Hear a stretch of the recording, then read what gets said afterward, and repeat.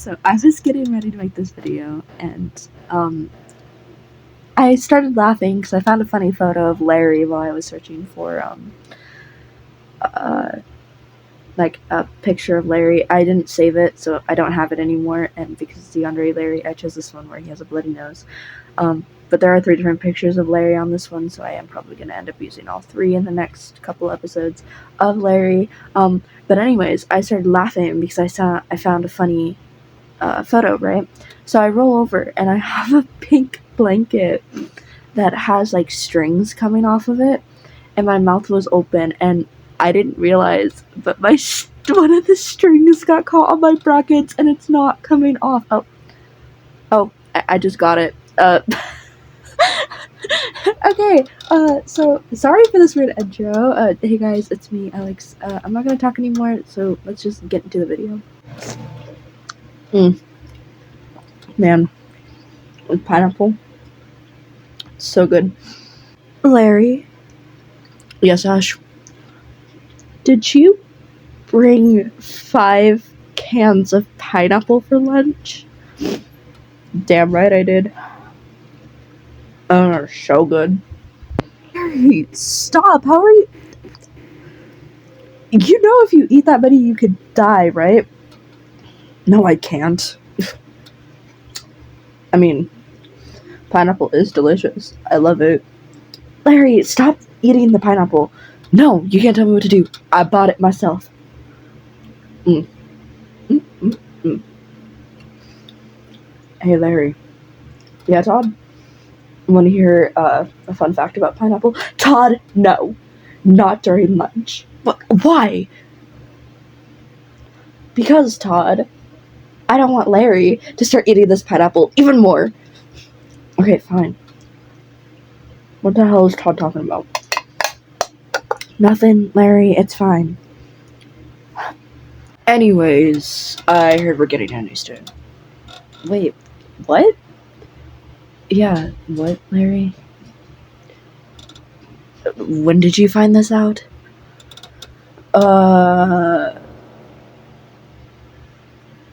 You were stoned, weren't you? Yeah.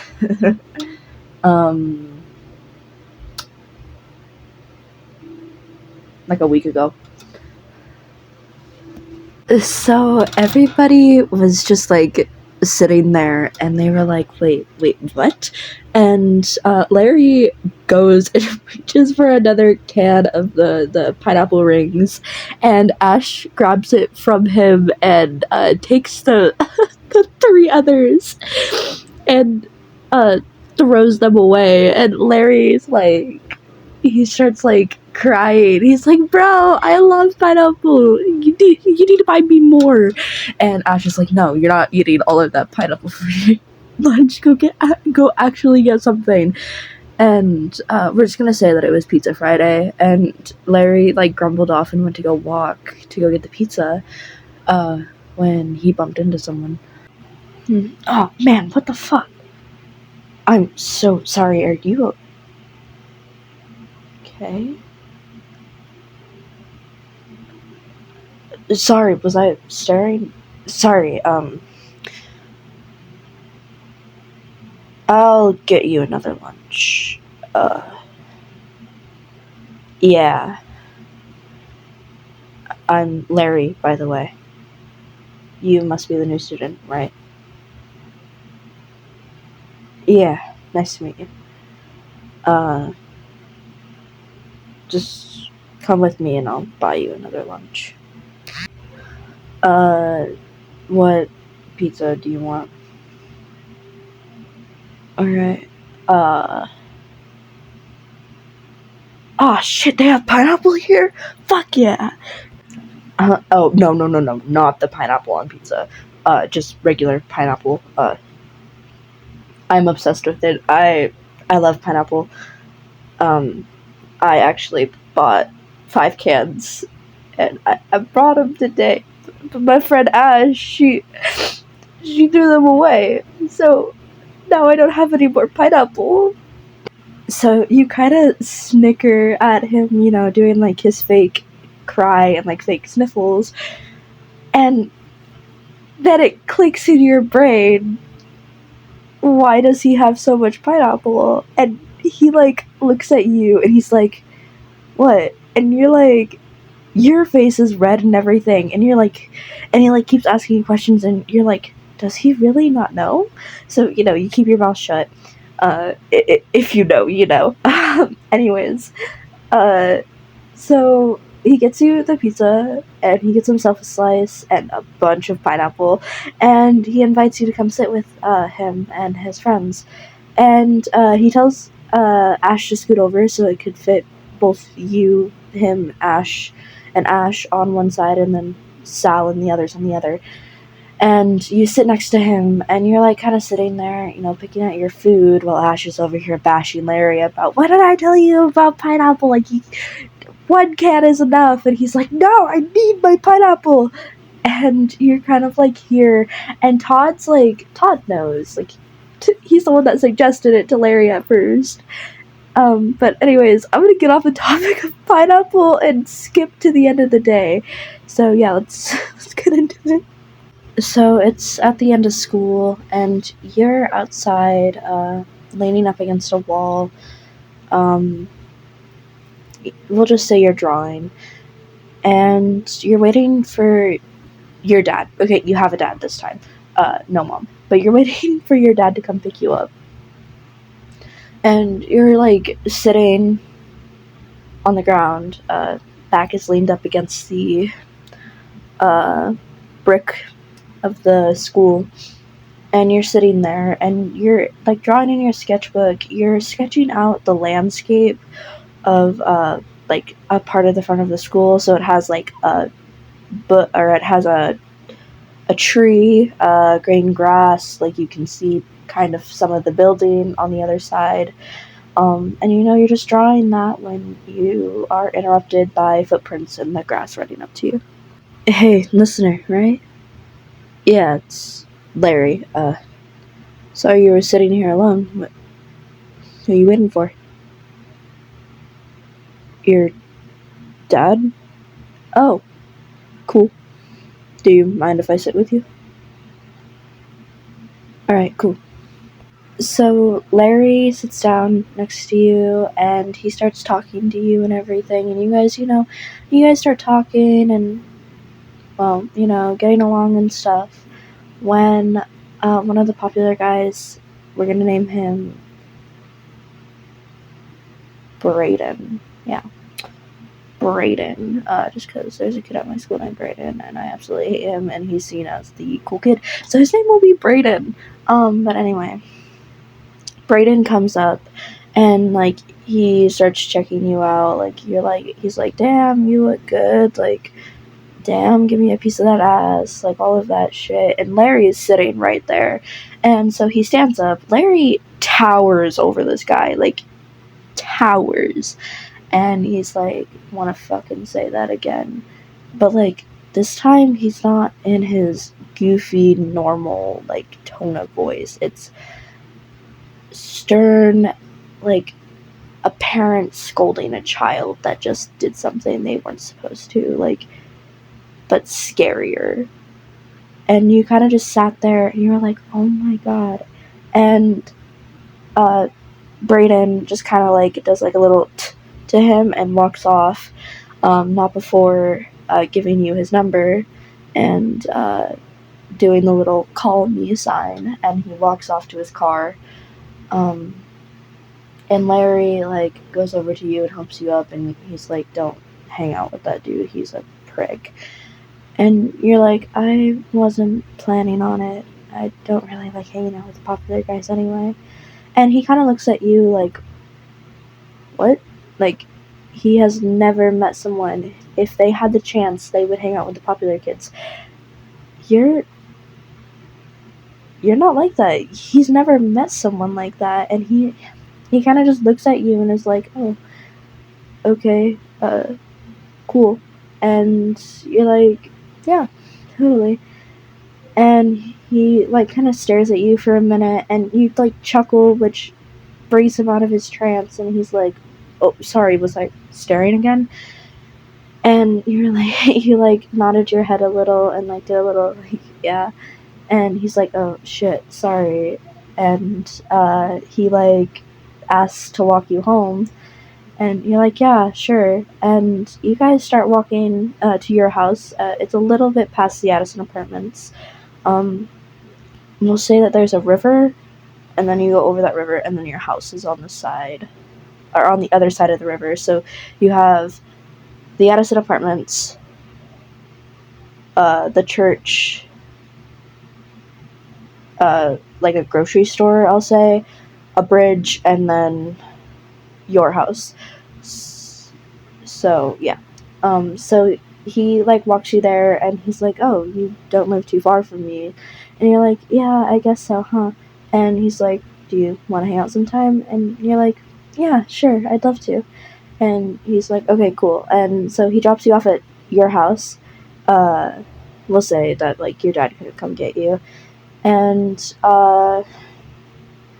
you walk inside. And like you call it to your dad, let him know that you're home, and he's like, oh, "Okay, hey honey, dinner is on the stove if you're hungry." And so you run over and you grab dinner because you're starving, and you start eating. So yeah, let's go back to Larry. Damn, they have a nice house. I should probably get going home. Fuck, what is this feeling? It's like the feeling I had for Jessica, but stronger. And like, if I can't have them, I'd tear the world apart.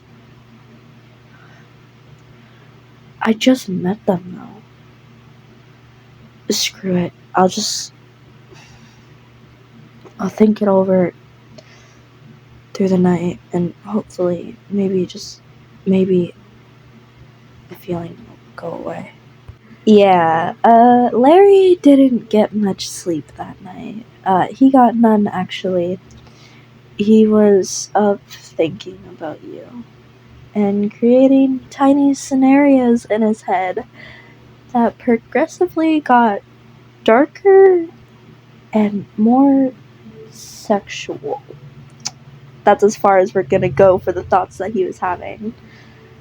And he had finally gotten fed up with it, and he sat up in his bed, grabbed a flashlight, grabbed his jacket, put it on, put the hood up, and walked out the door that he has leading out to the treehouse, walked around the Addison apartments, and started walking towards your house. He walked around until he found a light on the second floor that was on, that led into a bedroom that wasn't super girly, but it wasn't like super like tomboyish either. It was like in between. You had a couple of like rock posters on your wall.